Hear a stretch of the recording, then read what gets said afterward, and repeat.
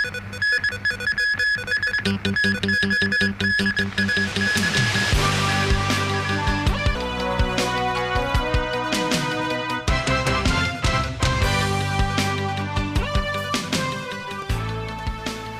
evening and welcome. The new coronavirus has claimed one more life in Hong Kong, bringing the death toll so far to 9.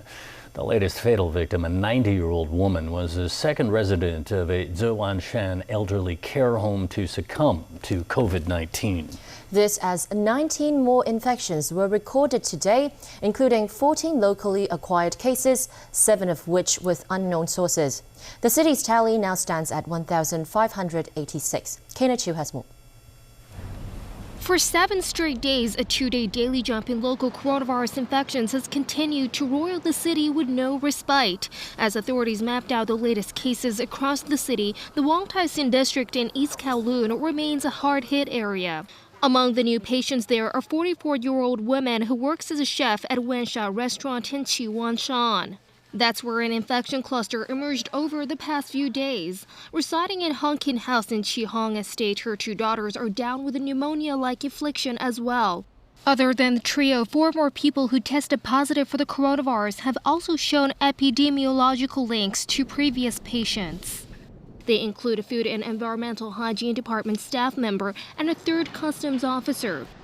The latest wave of the outbreak is also picking up in Tu Mun, where 2 cases with untraceable sources of infection were reported.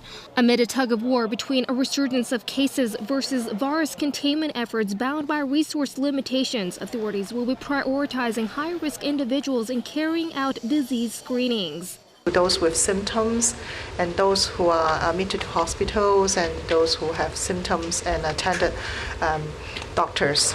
And also, but we also give priority to those buildings who have more than 1 unit with unlinked cases. With 37 more people returning primarily positive test results, similar policies will also be implemented at hospitals. Any patient who are in our hospital and the doctor and the healthcare worker think that he or she is in the high-risk group, we offer the test. Kana Chiu, TVB News. Face masks are now mandatory on public transport in the city as part of the tightening of anti-epidemic measures. There's also an unprecedented ban on evening dine-in services at eateries. What do people think about the new restrictions? We get details from Jackie Lin. For these alfresco restaurants in Sai Kung, their biggest turnover often comes in the evenings. But even lunch rush today was a relative trickle. Some patrons say given the severity of the pandemic, capping the diners per table at 4 is understandable. As dine-in services are banned at nightfall, numerous eateries are offering takeaways. But this tea house manager says it won't help much, especially when people prefer eating seafood fresh. A similar ordeal for this hot pot restaurant too. Got shot, okay. It seems like the government tell us to close up. If you talk about hot pot for the delivery, just like normal 5% only. A drastic new rule on commuters as well. It's now a must for everyone to don a mask while boarding or on board public transport. Most were seen duly observing the new rule, while others took a breather but outside the MTR station's paid area, thus not constituting an offense. But some cabbies are not taking any chances, like him who's got extra masks ready for his passengers. Still, those in need of lip reading and some who could not wear masks due to illness or disability are exempted. Anyone else who fails to comply are liable to a fine of up to $5,000. Jackie Lin, TVB News.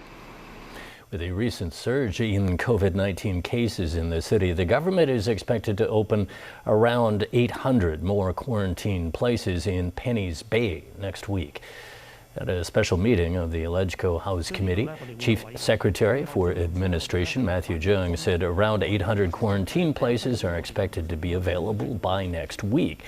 The government will extend the use of the Chungying State Quarantine Center until mid-August. Authorities also decided to postpone the launch of the Hong Kong Health Code system, which would allow quarantine-free travel with Guangdong and Macau. Pro-establishment lawmakers expressed worries that Hong Kong residents living on the mainland will not be able to take part in the September LegCo election. Officials say they will discuss the matter with mainland authorities. U.S. President Donald Trump has ordered an end to Hong Kong's special status under U.S. law. Trump says the executive order, along with signed legislation known as the Hong Kong Autonomy Act, will hold China accountable for oppressive actions against the SAR. In another rebuke of the Chinese government, the U.S. president moved to end his country's preferential treatment for Hong Kong. In signing the legislation and issuing the order, Donald Trump cited China's decision to enact the national security law. Today I signed legislation and an executive order to hold China accountable for its oppressive actions against the people of Hong Kong. Hong Kong will now be treated the same as mainland China. No special privileges, no special economic treatment, and no export of sensitive technologies. The moves are part of the Trump administration's ramped-up offensive against what the White House calls China's exploitation of America. The bill, signed by Trump and earlier approved by Congress, will allow punishment of banks doing business with Chinese officials implementing the new security law. Under the executive order, U.S. property will be blocked if any person determined to be responsible for or complicit in actions or policies that undermine democratic processes or institutions in Hong Kong. It also directs officials to revoke license exceptions for exports to Hong Kong and revoke special treatment for Hong Kong passport holders. When's the last time you spoke with President Xi of China? And do you plan to speak with him in the near future? No, I haven't spoken to him. Well, no, I don't. I have no plan to speak to him.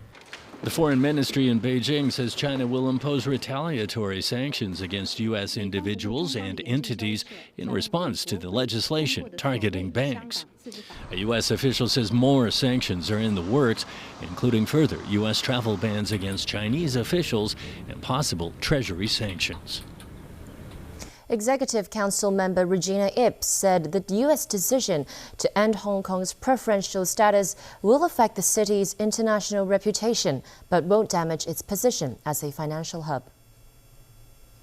The measures proposed in this executive order are wide-ranging, affecting travel arrangements, cooperation in law enforcement, and academic exchange.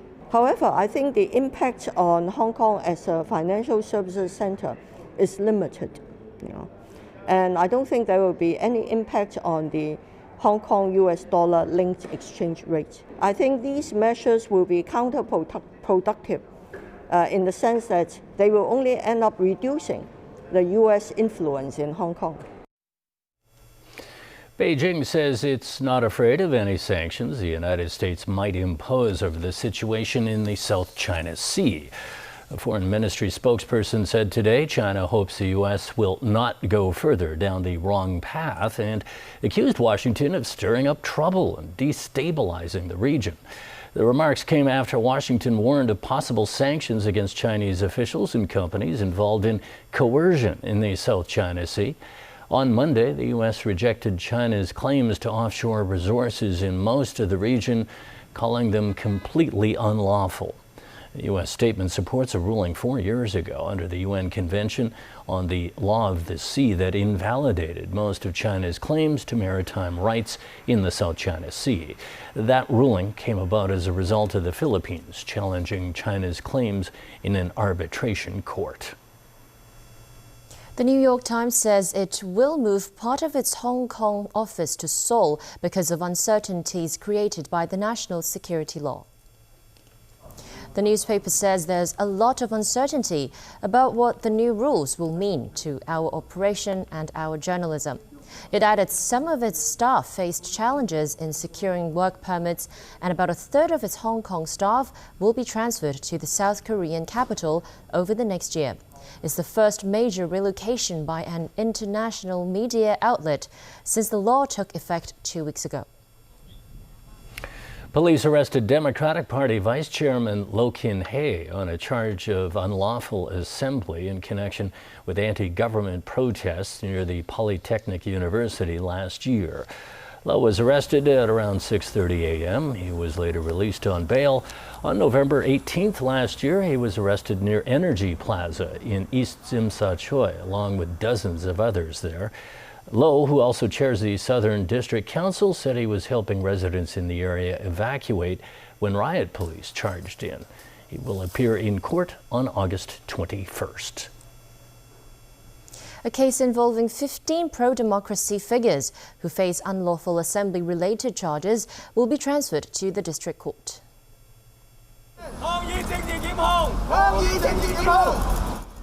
The defendants, including media mogul Jimmy Lai, Democratic Party founding chairman Martin Lee, and some current and former lawmakers, appeared at West Kowloon Magistrates Courts this morning. They faced charges of organizing or participating in unlawful assemblies on 4 occasions between last August and October. During a previous hearing, prosecutors asked to transfer the case to the district court. Opposing the proposal, defense lawyers considered filing a judicial review. The case has been adjourned until the 30th this month to be heard at the district court. All defendants will continue to be on bail. Police arrested a couple on suspicion of wounding with intent and property damage as they allegedly threw a metal pole towards police officers on July 1st. Officers played video footage of the incident showing a metal pole thrown from above at the Times Square Mall in Causeway Bay. This happened after multiple people took to the street voicing opposition to the national security law. Police arrested the couple, a 34-year-old man and a 35-year-old woman, at their home in Sayung Pun last night.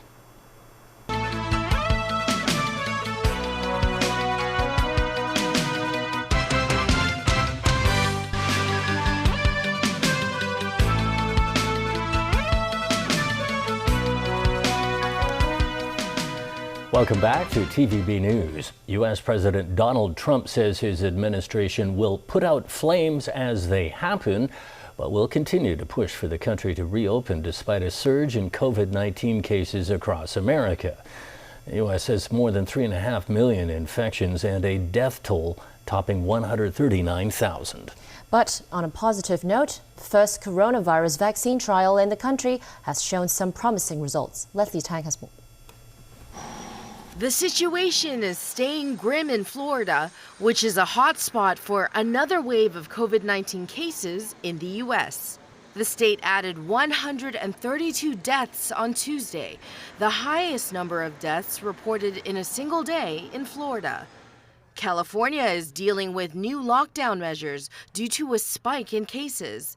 The state has experienced an almost 30% surge in hospitalizations in the past 2 weeks. The business shutdowns are not what U.S. President Donald Trump wants to see. One is too much, but we would have had millions of people dead from this curse that came at us.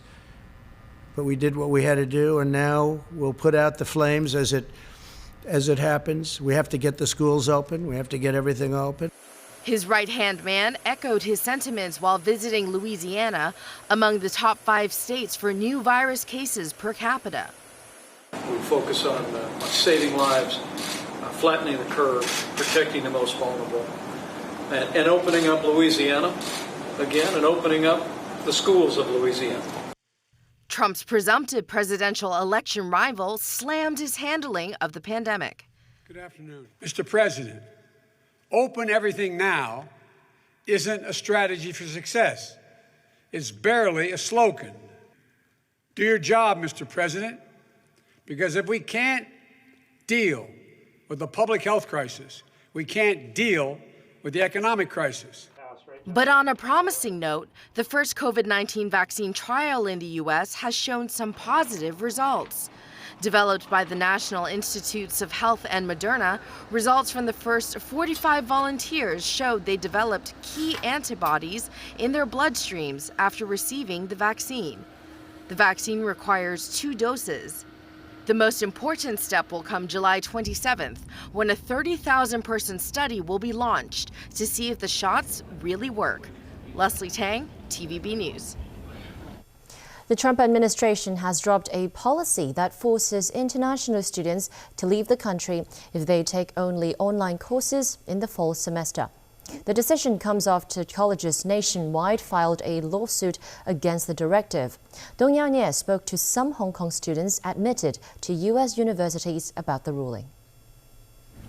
Facing nationwide blowback and federal lawsuits, the U.S. government dropped a controversial rule affecting some 1 million students. The directive, issued July 6th, bars international students from staying in the U.S. if they only take online courses this fall semester, even if their schools canceled on-campus classes amid the coronavirus pandemic. Unreasonable and unfair to international students like us. What happens next? They could easily, have to leave the country. But the Trump administration rescinded the rule yesterday after hundreds of American universities backed a lawsuit against the policy led by Harvard and MIT. This means foreign students can now enroll in an all-online curriculum without being forced to leave the country. That includes more than 7,000 Hong Kong pupils studying at American universities. The country is the third favorite study abroad destination for local students, following the UK and Australia. Local students are relieved. It's considered a victory for international students. Now I don't have as much pressure to enroll in an in-person class. To plan wisely amid the change, an education advisor suggests students consult their institute's advisors as soon as possible. Be in touch with the academic department, discuss with them about your study plan and academic development plan. For those staying in Hong Kong taking online classes, they also need to adjust their schedule remotely, a new normal for students worldwide amid the pandemic. Dong Yao-nie, TVB News. With the results of the pro-democracy primary elections finalized, parts of the districts are showing strong support for localists and new faces in the camp.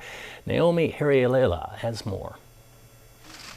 The primaries over the past weekend has paved way for those running in Lechko election in September. In the Hong Kong Island constituency, Ted Hui and Tiffany Yuen are among those who received a majority of votes. In Kowloon West, Jimmy Sham and Claudia Mo. Meanwhile, Kowloon East and New Territories West have agreed on the number of teams to run in the election. The candidates include Joshua Wong, Jeremy Tam, Eddie Chu, and Andrew Wan. As for the functional constituency, Winnie Yu from the medical sector received most votes. Today, 16 candidates leading the election thanked those who voted, especially after the implementation of the national security law. Beijing tried to disqualify more candidates. They need to pay the price not only in the local community but also in the global community. It will result in more backfire. Pro-democracy activists say they will continue to speak out against Beijing by reaching out to international communities and continuing to protest. But a key organizer to the primaries announced today that he's immediately withdrawn his election duties following accusations from Beijing that the exercise might violate the national security law. Even the Democratic camp has been emphasized repeatedly that primary election is legal. The ruling coalition seems insisting another unexpected view, which is creating risks of personal safety. Withdrawal is the only choice that I can protect myself and others. Naomi Harrialela, TVB News. A consumer watchdog's latest investigations have found many types of canned fish contained heavy metal contaminants, including cadmium and mercury. Long-term exposure to these metals can cause serious illnesses such as hypertension and stroke. Haley Jo has more. The Consumer Council has tested 46 samples of canned fish like sardines, tuna, and daisies for heavy metals. It found sardines contained the highest level of cadmium, with 90% of the samples exceeding the maximum level stipulated in a law which will come into effect in November. Over 70% of the samples contain inorganic arsenic, which can cause cardiovascular diseases when consumed for a long time. And about half of the sardine samples also contained an industrial compound called polychlorinated biphenyls, or PCBs, known to cause cancer.